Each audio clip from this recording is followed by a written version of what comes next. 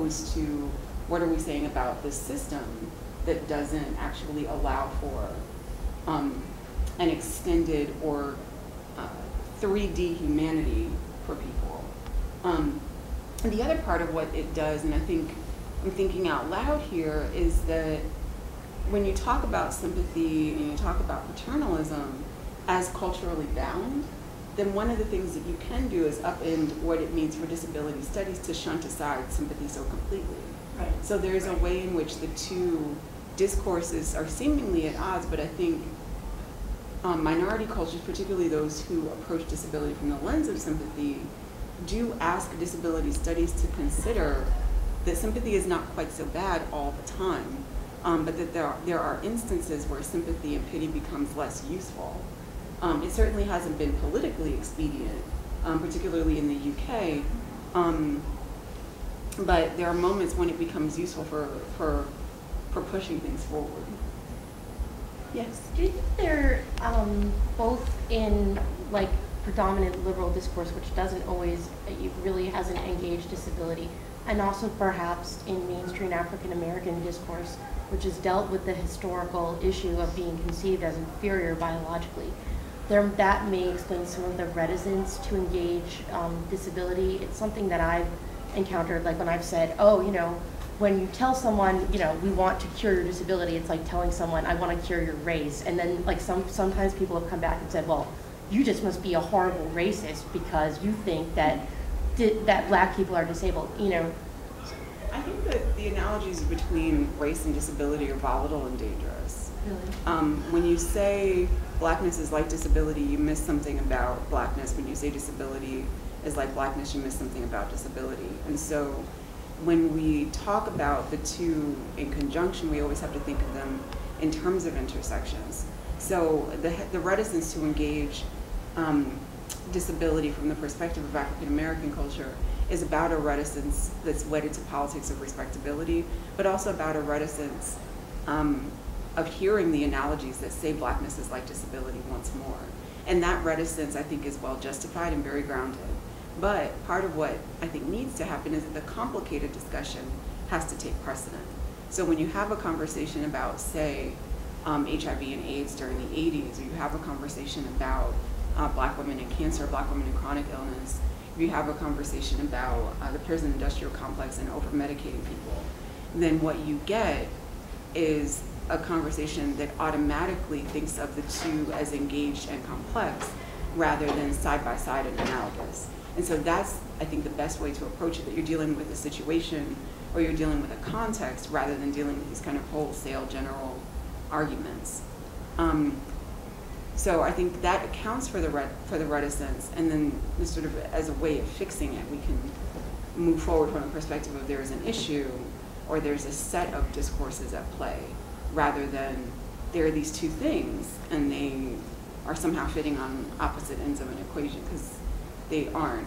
That's really useful. Like it's been something that I've been thinking about, and that's just very helpful to have articulated.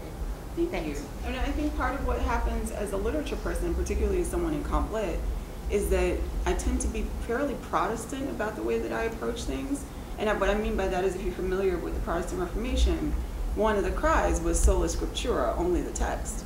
And going to the text is always, I think, the best approach. If the text is a cultural event, if the text is a book, if the text is a particular cultural moment, then you start there, and then you see how everything else kind of comes out of it, and you can tease it out a little bit more in ways that are more complicated than starting with the ideas and trying to map them onto something, because that will never, ever get you to a place where it is rigorous. It always ends up eliding something. So I was, yeah, I'm sola scriptura when it comes to what I do. Cool. Well, I'm in the side wanting to go like whoop whoop whoop like the Arsenio Hall show for that. I feel weird, like I have the camera. Anyway. It's okay. So I had a question about the title of your talk, Intersections and Cul-de-sacs.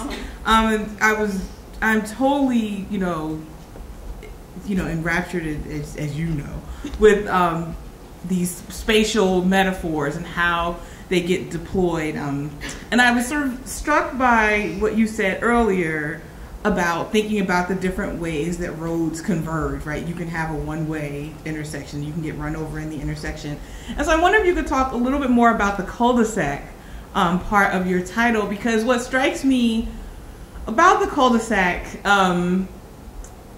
you know, one, growing up in Newark, I don't think there were any cul-de-sacs, but it sort of strikes me as a more sort of suburban type of thing. But also, the idea is like you go into the cul-de-sac but then you come out of it. Right. You go in one direction and you come out in the opposite sort of direction. Right. So there's a cul-de-sac for MUB, as I noticed when we were coming in. Right. You have technical difficulties. A mess. There we go. So you enter through this way, right? I have this right? Yeah. Mm-hmm. And so you kind of go around this way, right?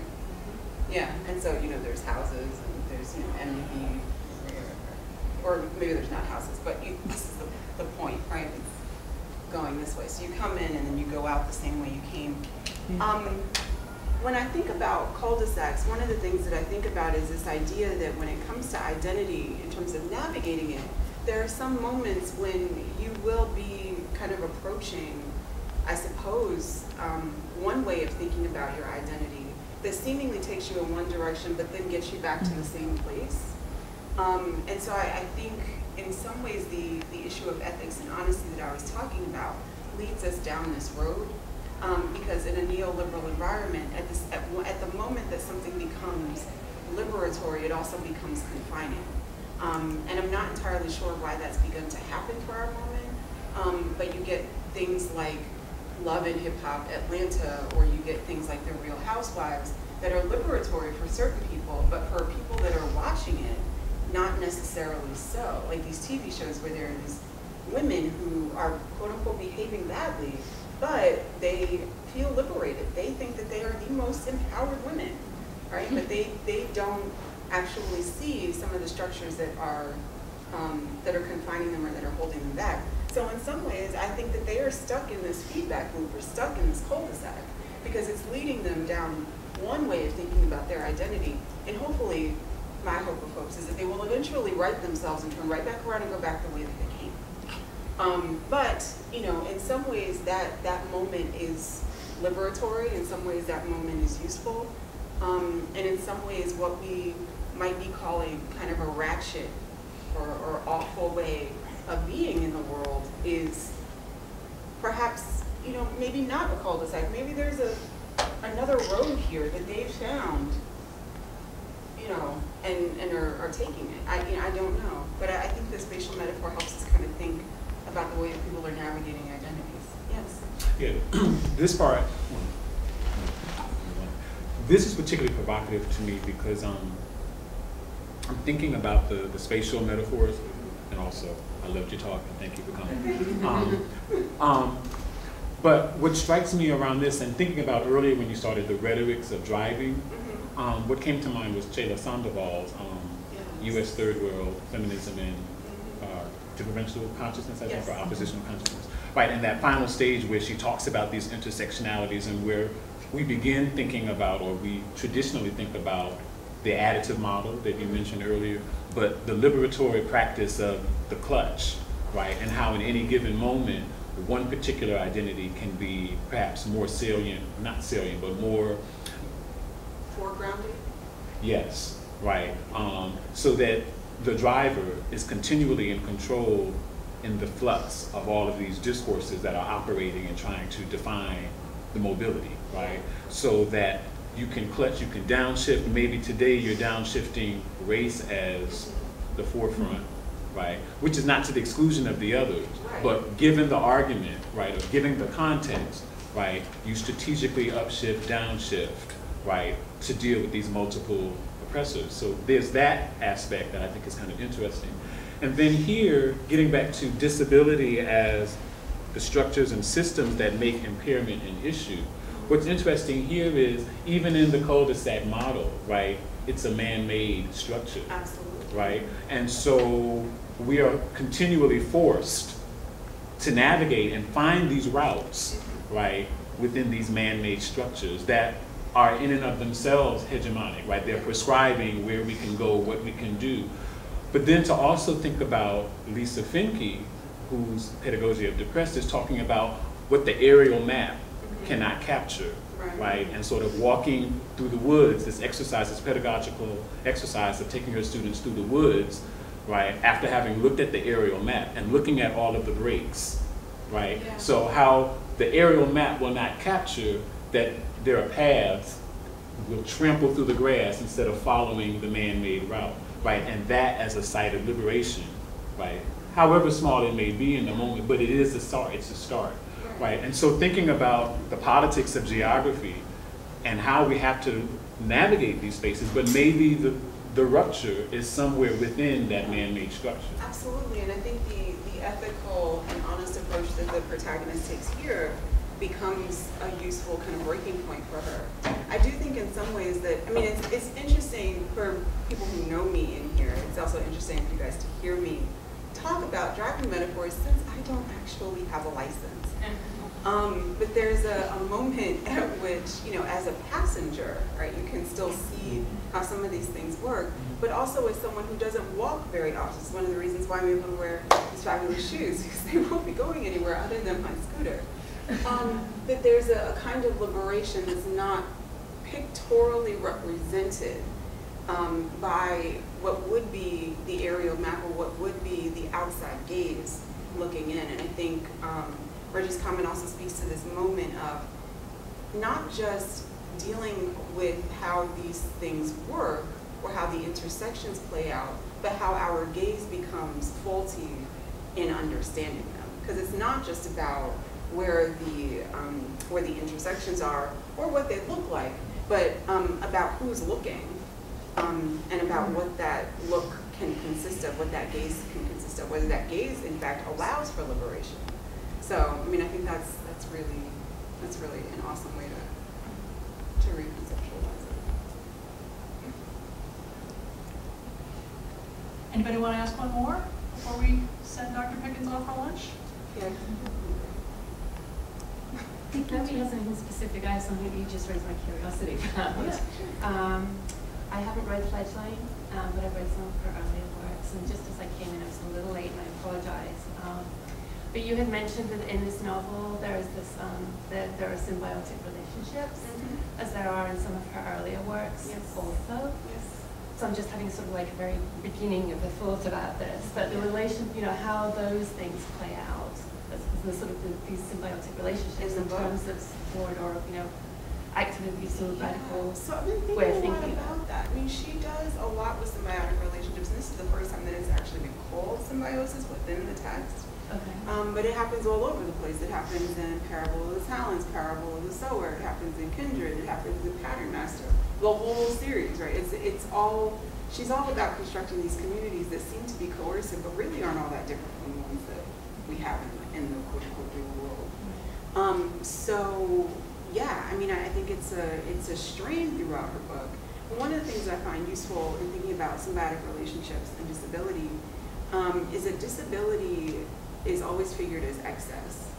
People with disabilities take up too much space. They are, you know, their wheelchairs are in the way, their scooters are in the way, they branch out when they sweep with canes, or they, you know, have crutches, or they take up too much space because they need a sign interpreter, right? That they're all over the place seemingly rhetorically. And I think with the symbiotic relationship, you get a chance to see how there's a necessity in having community. There's a necessity in being excessive, even if you are considered normal. And what I think she does is normalize the idea of both community and de-emphasize, change, shift, downgrade, shunt aside, does something with this idea that disability is always already excess. And I think, did I write a blog post on this, Siobhan, about monsters and Kanye West? I feel like I did. I feel like you did too, actually. You did. I did. Yeah. Yes. I'm going to tweet it. But I wrote a blog post on this because I think people, we think about impairment as this thing that requires community, but we never think about the way that we ourselves require community. And my mom watches Good Morning America every morning without fail. And today there was someone on there. Because I wake up and I don't have TV on in my house. But we were in a hotel and we were watching Good Morning America, and I was looking at this woman who was telling her story of having lost 100 pounds. And the one thing that they picked out of her story was that she amassed a community to do so. Now, this is one way of, we can talk about kind of fat studies and thinking about excess, but we can also talk about the necessity that is required, the community that's necessary for allowing her to continue on her journey, and the way that they made community the emphasis. So when we talk about symbiotic relationships or disability and privilege, this idea that community is only necessary for a certain few, and that everyone else can be self-made individual men or women, but that's not entirely the case. You didn't build it yourself. You didn't get there on your own, right? And for those of you who know who I'm signifying on, you get what I'm saying. There's a moment where there's a perception that one can do it on their own, but you never do. You never do. You just can't. The body is not made to. The world is not built that way. It just, there's somebody somewhere comprised of your community, virtual or real, that makes your life what it is.